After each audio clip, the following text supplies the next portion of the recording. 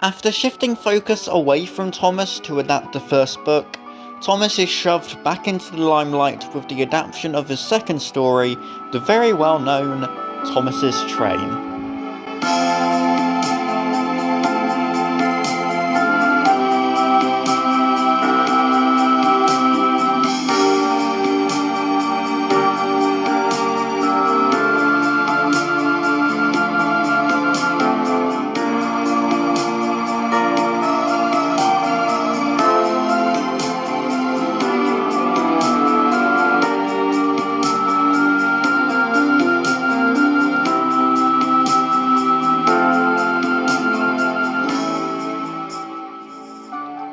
Probably the simplest plot yet. Henry is ill and unable to pull his train. Thomas is the only engine available, so he takes it. He's so excited that he sets off before he's coupled to the train. He eventually stops and comes back to take the train properly. A very simple plot. The big four are, again, all done well. The narration and model work are both good. I'm not entirely sure how to feel about Thomas's theme just being an adaptation of the theme tune. It definitely does suit his character and is a nice reference. Given Thomas is the main character of the show, it does make some sense that his theme is the same theme as the whole show. But, on the other hand, Thomas's theme being different will reinforce the fact that, while Thomas is the main character, this is still very much an ensemble show. It's not a massive deal, but it's just something that I have a constant debate with myself about. When it comes to the writing, I can definitely see both positives, but also a negative. The plot is a bit boring. It's a bit silly, it doesn't make a ton of sense, and isn't the most entertaining. However, the positives come from the fact that he is able to take a boring plot and turn it into a good story. It's a good episode to watch, and an even better one to read. I know this is too ridiculous to even worth mentioning, but this proves just how much of a better writer Audrey is than Sharon Miller, or most of the hit writers. If this came in seasons 8 to 16, the writers would think it was almost begging for a Three Strikes formula. Thomas goes a long way, maybe even stopping at 3 stations. The characters really were that stupid, before he realises he's not pulling the train, and it would be one of the most boring episodes of the whole show. Audrey, however, makes this very enjoyable. Thomas not going a great distance, stopping at an early signal box, especially if you factor in the adrenaline and excitement, at least makes it somewhat believable. Like Thomas and Gordon and Edward and Gordon, this story is based on a real event, occurring at the Great Eastern Railway and their jazz service. From the second book onwards, Audrey started basing the stories more and more on real-life events, which helps to make the series more believable, and more like the realistic world fans would all come to love.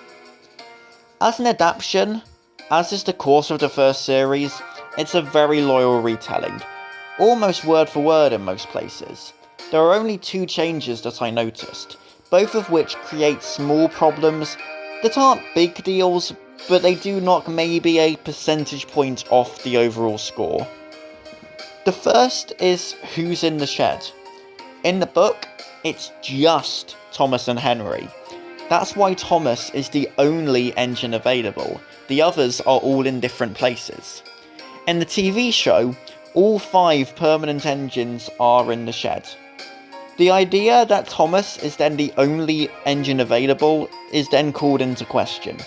Yes, the other engines may have work to do, but the narrator specifically says that Henry's train is the first of the day, meaning the others won't have started yet. Wouldn't it have made more sense to give either Edward or James Henry's train, and then give Thomas their work? Given Henry was scheduled to pull that train, I would assume it's heavier and or needs to go faster than whatever Edward or James were going to do, and Edward and James are faster and stronger than Thomas, so maybe move everyone up one place in the hierarchy, rather than have Thomas leapfrog them, I know James wouldn't be too pleased, especially if his job was to pull trucks. And the other small issue is how far Thomas went. I know in the books it's not that clear, but he didn't go very far at all, only as far as the signal box at the edge of the station yard. And looking at the illustration, while it maybe isn't clear that they're at the edge of the station yard, it is clear it's not out on the normal main line. The existence of the fourth track is proof of that. In the TV episode, he goes so far, leaving the station far behind. In the first case, you can excuse Thomas feeling no weight whatsoever, as he had barely travelled any distance and the excitement and adrenaline would have clouded his senses. But in the TV episode, he goes way too far to use that excuse, in my opinion. They're not massive details, they don't take away from the episode too much, but there's still problems that exist. This is definitely an episode lots of people remember, but I think that's more because it was on so many home media releases. It is a good episode, but is far from the most exciting and can come across as a bit boring at times. My favourite moment is probably Thomas's theme in the episode. I said I didn't know whether I liked Thomas's theme being the same one as the theme tune or not, but it is still a good one, and is a great one to listen to. Thomas's Train is the first episode to be merely a good on the Season 1 tier list. It's definitely far from being a bad episode, but at the same time it just lacks stuff that made the first 4 either great or better. That's why today's review is a bit shorter, there's just less to say about it. So that is all I have to say about Thomas's Train.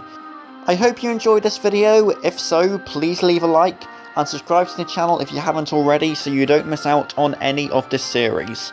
Please comment down below what your thoughts on this episode are, but that's all I have for you today. I will see you tomorrow.